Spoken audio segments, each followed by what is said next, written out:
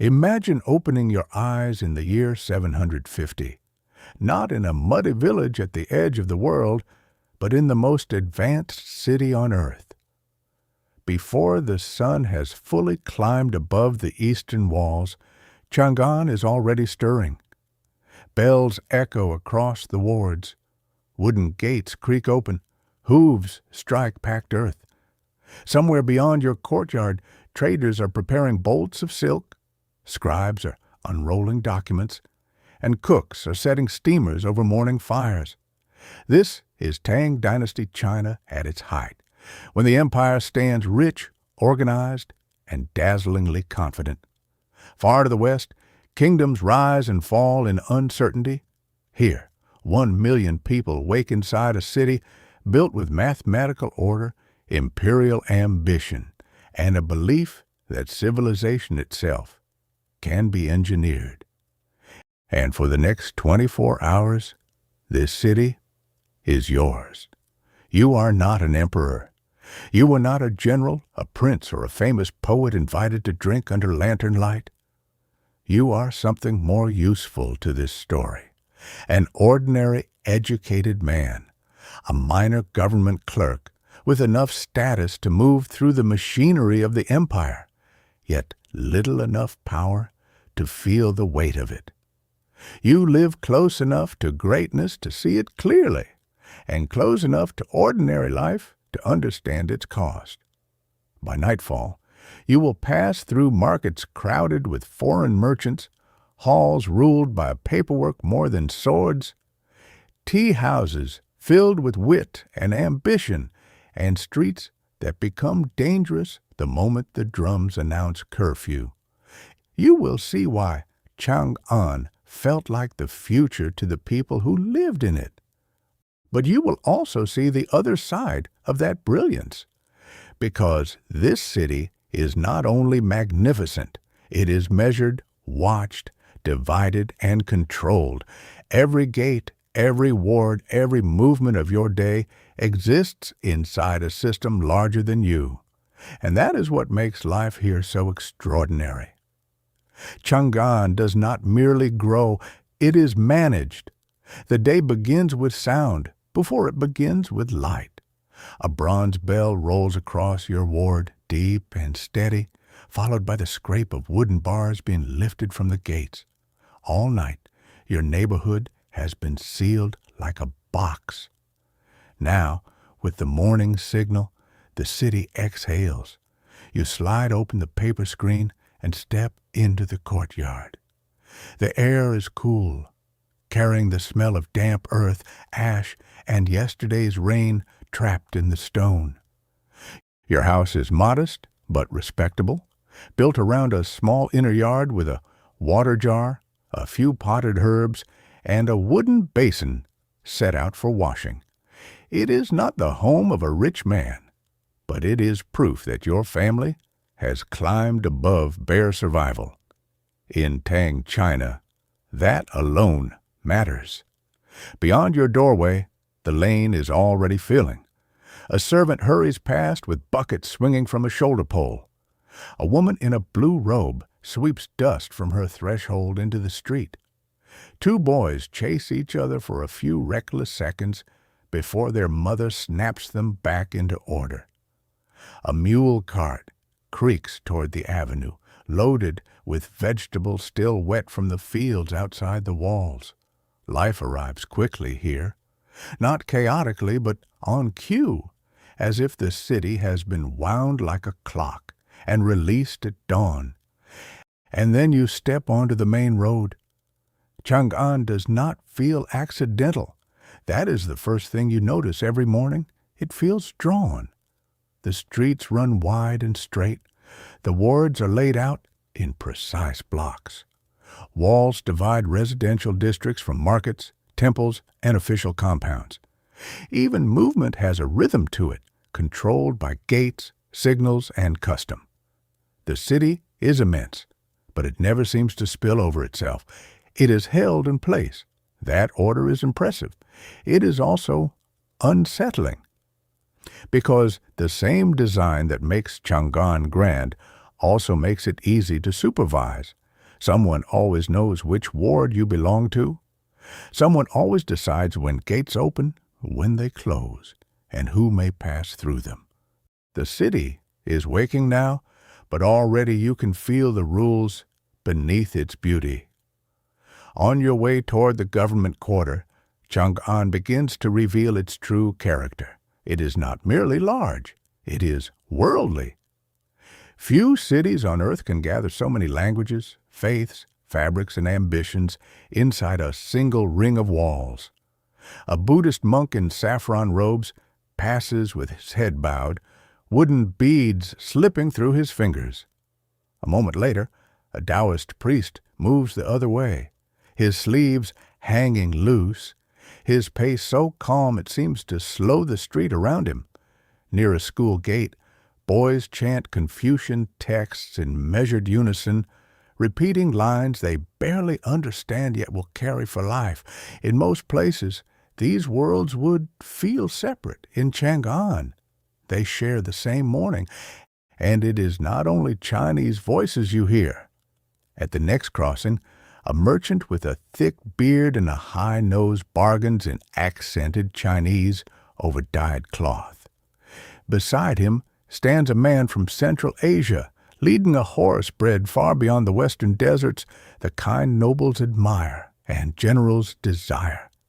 Spices arrive wrapped in bundles, glassware glints in the light. Strange melodies drift from a reed flute you cannot place. Even the smell of the street keeps changing. Sesame oil, incense, animal sweat, foreign perfume, hot bread pulled from an oven built in a style that did not begin in China. This is what makes Chang'an different from a powerful capital. It does not simply rule the world around it, it absorbs it. The empire is confident enough to let foreign merchants in, foreign fashions spread, foreign music entertain its elites, and foreign religions take root under its sky. That does not mean everyone is equal. It does not mean suspicion is absent. But compared to most great cities of the age, Chang'an feels startlingly open, as though the whole Silk Road has been pulled inward and compressed into a single living map. For a moment, walking through it, you could believe this city belongs to everyone. Then the walls of the government district rise ahead of you, and the dream gives way to order again. Inside the government quarter, beauty gives way to function. The roads are still broad and clean, but the mood changes. Here, robes signal rank before faces do. A horse with polished tack carries a senior official past your gate, and everyone nearby lowers their eyes a fraction. Status in Chang'an is visible at a distance. You walk the rest of the way on foot, holding your document case close, and pass beneath a high wooden entrance into the administrative compound. This is where empires become paperwork. You had imagined, when you were younger, that power would look dramatic. Banners, guards, commands shouted across courtyards. Instead, it looks like desks, brushes, ledgers, registers stacked in careful rows. Clerks bend over tables, copying reports on grain shipments, land taxes, military provisions, census records, and routine petitions that will never be remembered by history, even though history depends on them. Ink stains fingers. Wax seals crack. Names are checked, corrected, and checked again. Nothing here feels romantic, yet everything here matters. The empire stretches across mountains, rivers, farms, garrisons, canals, and frontier roads. But from where you sit, its strength is measured in columns and strokes. One copied figure too small, one shipment recorded too late, one seal missing from the wrong order, and someone far away goes unpaid, unfed, or unprotected. That is the secret hidden beneath Tang's splendor. It is not sustained by spectacle alone. It is sustained by administration. And the strangest part is that you earned your place in this room with study, not birth alone. That promise, more than the walls or the wealth, is what keeps men like you obedient to the system.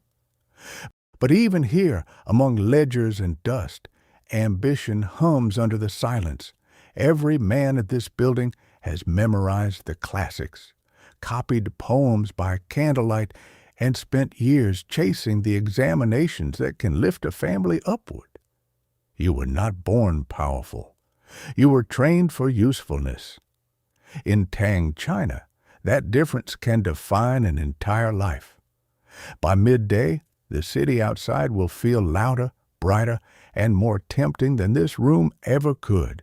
When the morning work slows, your mind drifts where it often does, backward. You were not born into this office. That is important. In another empire, your father's rank might have decided your ceiling before you could even write your name. Here, at least in theory, study opened the door. Years of memorizing classics, practicing calligraphy until your wrist ached, learning how to shape argument, balance phrases, and write with elegance as well as precision. Those years bought you your place among these desks. That promise is one of the most powerful ideas in Tang society. A man may rise through learning. A family may lift itself through discipline. Talent, properly refined, may be seen by the state and rewarded. At least, that is what the empire wants you to believe. Reality is messier. Great clans still matter. Powerful surnames still open paths that books alone cannot. Recommendations, patronage, and inherited connections drift through the system like an invisible second language, but the dream remains strong because it is not false. It is only incomplete. Men do rise. Unknown students do earn notice.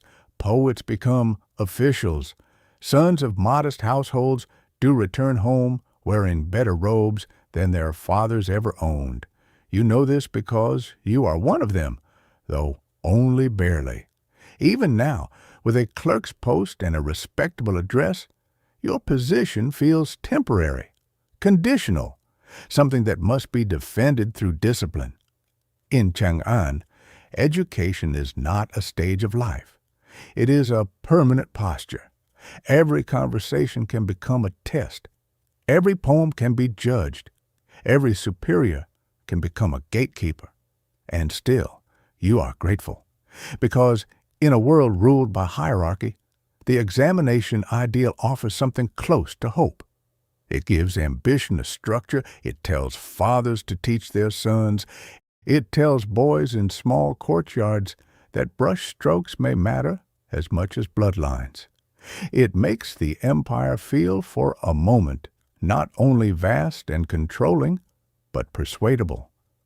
By the time you leave the compound, the sun is higher, the city louder, and your thoughts are ready to move from books to appetite. Outside the administrative quarter, Changan loosens its collar. You follow the current of the crowd toward the western market, and the city changes almost block by block. Official silence gives way to bargaining voices, clattering wheels, laughing servants, animal cries, and the constant friction of trade. If the government compound is the brain of the empire, this is its bloodstream. The market announces itself before you enter it. The smell arrives first: sesame oil, roasting meat, leather, dust, incense, hot bread, damp wool, horse sweat, sweet wine. Then come the colors: dyed silks hanging in folds of red, green, blue, and gold, carpets from lands most residents of Chang'an will never see, ceramic bowls glazed like still water, bright fruit piled in baskets, ivory carvings small enough to hide in a sleeve, glass vessels catching the sun with a glow so clean and pale they seem almost magical beside lacquer and bronze. And then there are the people. A Sogdian trader gestures with theatrical patience while arguing over the price of cloth.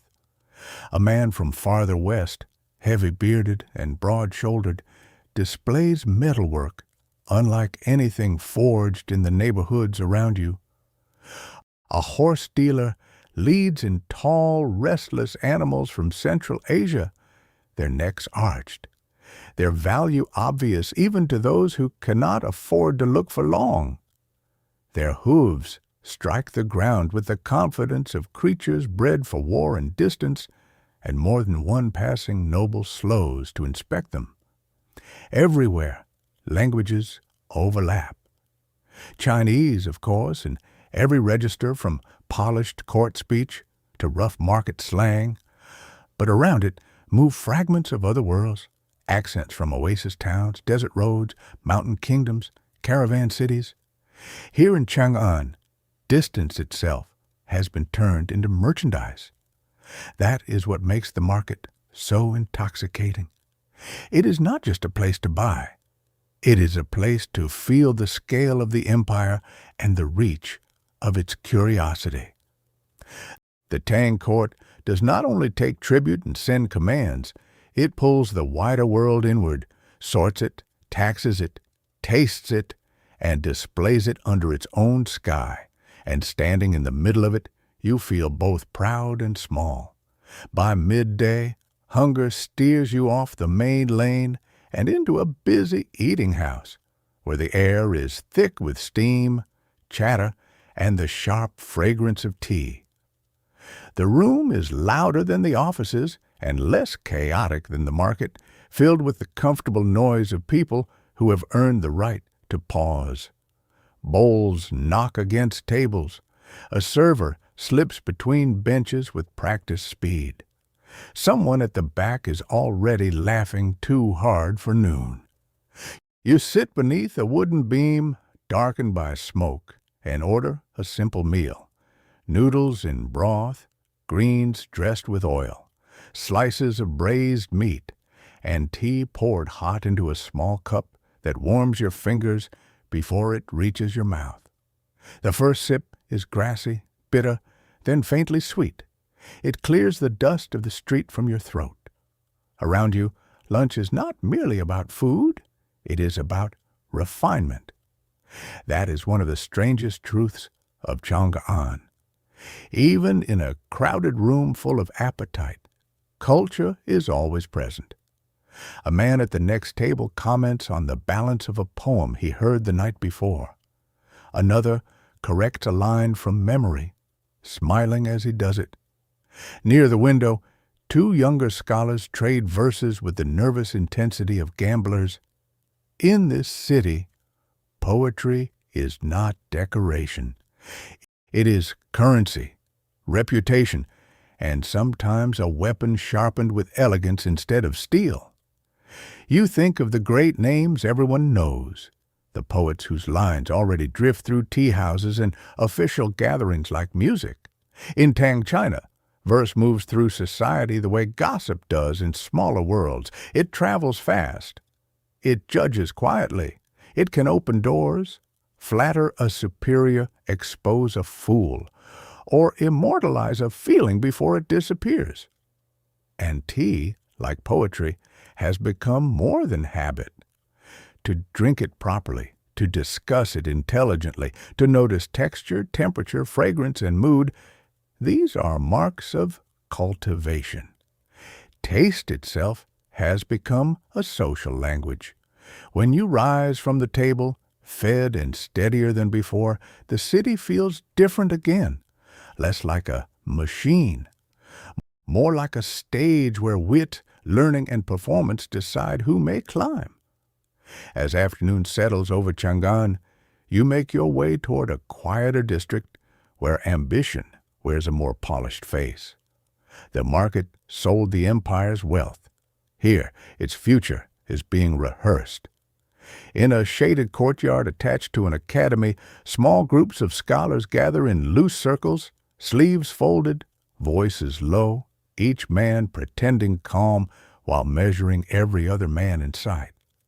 These are not idle literary games. In Tang, China, a well-made poem can do more than entertain a room. It can display memory, discipline, elegance, restraint, wit, and mastery of form all at once. A single verse may reveal whether a man belongs among the cultivated or only wishes he did. A theme is proposed. A line is offered. Another must answer it. What sounds graceful to an outsider is, to those inside the culture, a contest hidden beneath courtesy. Tone, rhythm, allusion, and structure are judged instantly. Approval arrives as a nod, a lifted brow, a murmured comment that means more than applause. Embarrassment, too, is handled delicately here, but no less sharply. You listen, contribute when invited, and feel again the peculiar pressure of the city. Even leisure can become examination. Nearby, in a workshop lined with carved wooden blocks, another form of power is at work. Artisans press ink onto prepared surfaces, lay sheets of paper with practiced care, and lift them away bearing clean columns of text. It is a quiet process, almost humble in appearance, yet astonishing in implication. Words no longer have to travel only by hand. Ideas can be copied, repeated, preserved, and carried farther than the voice that first spoke them. In this room, the empire is learning how to multiply knowledge. You leave with the sense that Changan is not merely rich in culture. It is building tools that will outlive its own glory. And as the sun begins to lower, the city prepares for its most seductive transformation yet. At sunset, Changan changes personality. The same city that welcomed merchants, monks, poets, and officials through its broad avenues all day now begins folding itself inward. The drum sounds from the watchtower. Then another answers it farther away. Shopkeepers move faster. Servants gather purchases into baskets. Wheels rattle harder over the roads. Everyone understands the message without needing it explained. Get home before the gates close. But not everyone obeys. Instead of turning directly toward your ward, you follow a narrower stream of bodies toward the edges of the market district, where law becomes negotiable and profit stretches the meaning of permission. Lanterns are being lit one by one, staining the twilight with red and gold. Smoke rises from grills. Wine jars are rolled into view. Musicians tune strings in doorways half hidden by curtains. Officially, the city is preparing for stillness. In truth, another Chang'an is just beginning. This is the night market, tolerated, denied, and desired all at once. Here, rules soften under appetite. Skewers hiss over charcoal. Sweet cakes glisten with syrup. Dice clatter in a corner where men lean too close and speak too softly. A dancer from the western regions turns beneath lamplight, while a reed pipe threads through the noise like a bright blade. Laughter comes easier here than in the daylight city. So does risk. That is what makes the place so alive. By day, Chang'an presents its order. By night, it reveals its hunger. You move carefully, taking in what you can without seeming to stare. A woman in expensive silk steps from a curtained carriage and disappears behind a screen. A minor noble, already drunk, argues over a song. A vendor offers you spiced meat wrapped in flatbread from a recipe older than his Chinese. For a few dangerous moments, the capital feels almost lawless. Then, through the noise, you hear the approach of the night patrol. Conversation tightens. Heads turn. Somewhere nearby, a stall shutter slams closed. The illusion breaks instantly. However bright the lanterns burn, the state is never far away. When you reach your ward, the city is sealing itself shut. Heavy wooden gates swing inward, bars drop into place. The final sounds of the street flatten into muffled echoes behind thick timber, and the vast, dazzling capital that dazzled all day suddenly feels smaller, tighter, almost intimate. Changan has not gone to sleep. It has locked itself. Inside your home, lamplight softens everything. Your wife has set out the evening meal. A child bends over a practice sheet, brush clumsy and small fingers, trying to hold each stroke steady before the ink spreads too far. You kneel beside him, correct the angle of his wrist, and watch concentration tighten his face. This, too, is part of the empire, not the market, not the court, not the parade of foreign luxuries, just a family in a closed ward, believing that learning might carry the next generation a little higher than the last.